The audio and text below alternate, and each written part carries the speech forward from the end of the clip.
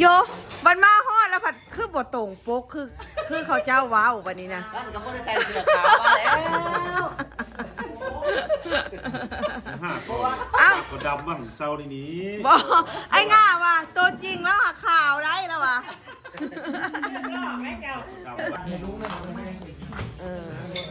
ทุกคนตอนนี้ก็ข่าวมาหอดเฮือนเพื่อนเด้อเพื่อนกำลังเฮ็ดอาหารปิ้งปลานิ่มทุกคนแกงหน่อไม้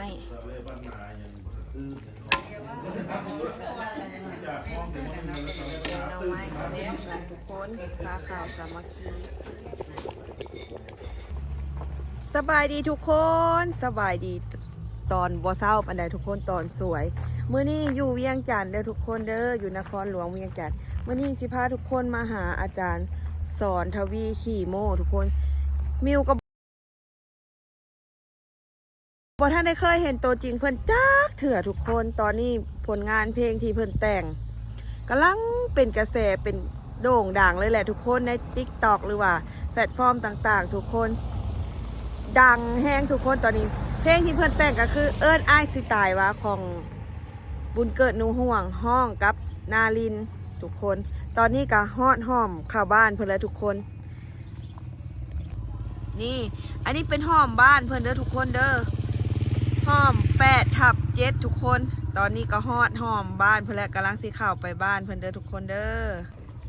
เดี๋ยวสิพาเข้าไปบ้านเพิ่นเลยสิไปหาเพิ่นทุกคนมื้อนี้ก็มากับไอ้สง่าแล้วก็เอื้อยทุกคนมาลินเวียงจันทน์ทุกคน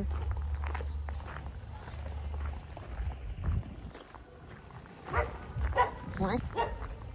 คือห่าววะโตจริงเพิ่นคือว่าขาวเดี๋ยวสิพาไปเบิ่งว่าสิขาวแค่บอกเอ้า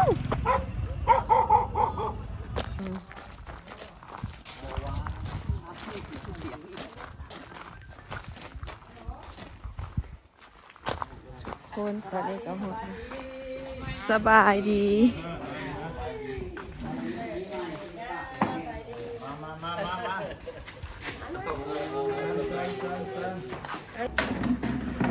ทุกคนตอนนี้ก็เข้ามาฮอดบ้านของอาจารย์สอนทวีเลยเด้อก็มีท่านผู้ใหญ่ออกมาขาวๆว่าจังโยบันมาฮอดแล้วผัดคือบทตรงปกคือเขาเจ้าว้าววันนี้นะนั่นก็ไม่ได้ใส่เสื้อขาวมาแล้วอ้าวก็ดำบ้างเศร้าในนี้บอกไอ้ง่าว่ะตัวจริงแล้วอะข่าวได้แล้วว่ะ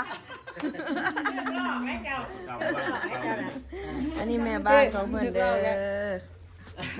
นี่คนนี้ลูกสาว2 คนคนนอนนะเป็นได้ไหนลูกสาว2 คนน่ะเป็นได้ไหนแล้วลูกสาวก็ได้บ่เห็นหน้าเห็นตาแล้วบอกว่ากันแต่ข่าวลูกสาว3 คนโอ้อีนึงน่ะมันลูกเมียเป้าคนลูกเมียใหม่ห่วยมันเว้าเรื่องปลอดภัยบ่ล่ะนี่เว้าเรื่องนิทานบอกเดี๋ยวบอกความปลอดภัยได้พี่น้องมึงเอาพุ่นล่ะเราจะเอาอันไปนั้นเขาก็ถามว่าเป็นลูกสาวเจ้า30เลยนะแล้วซะจะไปละถามเอาเบาลีเบาหัวแล้ว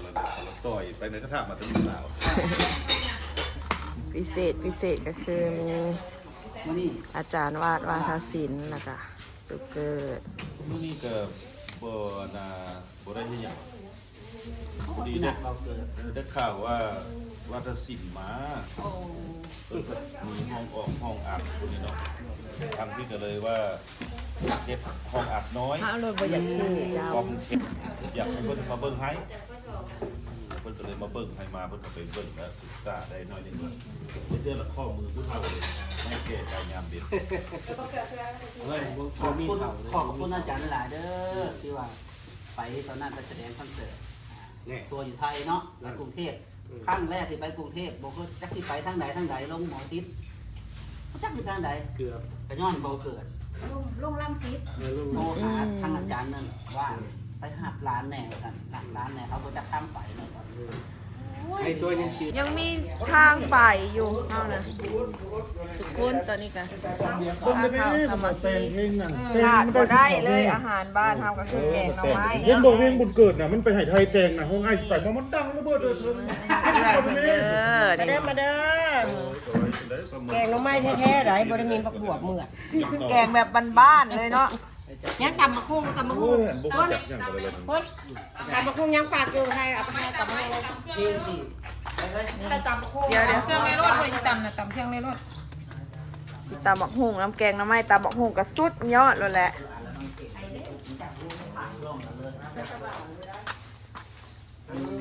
เพลงที่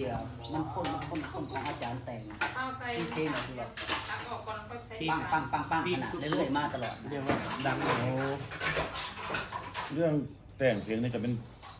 แต่งมาหลายแล้วเนาะแต่ว่าเฮาสิเว้าแต่ว่าเป็นเพลงที่มีผลงานที่คนฮักรู้มันจะเริ่มมาเป็นเพลงฮักษาหัวพันเนาะ ของบ่เกิด ฮักษาหัวพันนี่ก็บ่ได้แต่งให้บุญเกิดร้องแต่งให้มีเด็กน้อยคนหนึงเขาไทยหัวพันเขามาอยู่เรียนแล้วเขาเรามาหามีเงิน700,000แต่งเพลงนี้ให้เด้นะก็แต่งแล้วก็เอาให้ไปแล้วประมาณ 4-5 มื้อแล้วกลับมาว่าขอเงินคืน โอ้โหเดี๋ยวนี้ก็มีแล้ว ก็เงินคืน เพราะ อั ว่าน นี้ มี เพิ่น เงิน เว่าก ลั เรื่ บ อง บ้าน เพลงคนเว่าเรื่องแต่ง เอ เพลง อน่ะเพราะว่าเอาไปให้อาจารย์หลายคนเบิ่งแล้วเขาเจ้าว่าเพลงนี้มันบ่สัมผัสมันบ่เข้าโอ้ข้อก็สิได้เงินก็มันก็เบิดเต้นเนาะ ได้คนแล้ว แต่ว่าก็บ่ได้น้อยได้เงิน700,000เลย โอ้สมัยนั้นเนาะสมัยนั้นเด้อ เอาไปเสียบตัวนั้นมันคืนนึง 16,000นี่ว่า16,000กีบได้บ่คำว่านั้นน่ะขอครึ่งนึง ตรงนี้ คันขอครึ่งนึงละมื้อ เห็ดแนวใดอันนี้ ไหลแมงวันที่ไหลแมงวัน แล้วมันไปเสียบเป็นเกาเลียว ไหลแมง สู วัน ตรไล่แมงวันเด้อทุกคนเด้อนี่เด้อ แต่แมงวันแน่นอนเลยนะ เพลง บ่ได้ เมื่อไหร่จะเพลงกัน แค่เห็ดแบบซี่แล้วบ่มาใกล้เลยเนาะ มีเพลงนึงแต่เรื่องเป็นทัศน เอา คติ สบับลูกเกิด สมาชิกต้องได้เอาเงินให้เขาได้ สูตรไล่แมงวันเพื่อนทุกคน เที่ยวแทนมันตอนนี้เราเอาเงินแล้วเราก็จะขึ้นมาแล้ว เอาเงินแทน จุดไฟบ่บัดนี้ เครื่อง จุดไฟ เออ ดังข้อเดียว นี่นี่ นี่ครึ่งนึง มีจมมนต์จะพร้อมเลย อ่ะ บ่ย่างจักโตเลยแม่นบอกคันเห็ดแบบนี้ บ่เกิดแล้วเราเคยบอกลูกบอกหลานได้อันนี้เราจมมนต์ เออ ตะกี้เราเคยบอกว่าท่านไปใส่ต้องมีคาถาประจำตัว2ข้อ คาถาหยังแหละเอ้า คาถานะเทศโลกของเราข้อที่1คาถาปลุกใจสาว ว่าเนี่ย ๆ ตัวที่สองอ่ะ กันใกล้ๆกันนี่แหละข้อที่1ต้องมีเงินหลายๆข้อที่2เรียนสูงๆเนาะคาถาผู้สาวมากตลอด นี่ห่างฟ้า สูตรเด็ด มีเมนวันเริ่มเพลงมั่นใจขึ้นมาเพลงสาวหัวพัน ว่าต่อ แล้วก็ต่อมาแล้วก็เป็นเพลงฮักสาวสีแข็งเนาะ สีแขวงหรือใส่หรือซา ต่อมาจะค่อยมาเริ่มมาก็พี่แล้ว ปั้งสุดอีกในยุคนั้น แม่นทหารสั่งแฟนจราจรสาวเมืองสั่งทอง เพี้ยนมันเอามือเนาะ ผมแม่นเบิ้ล แม่นเข้ามาขี่หมอก มึงมาที่มาทำไมปีกมึงหรอ ขี่โม่กันเลย ค่อยมาเป็นเขาได้นามสกุลใหม่ก็เลยเป็นซ่อนทวีคีโม ขี่มาอ๋อ ขี่มาเป็น ง่ายสายแดง หัวง่ายสายแดนกับแม่น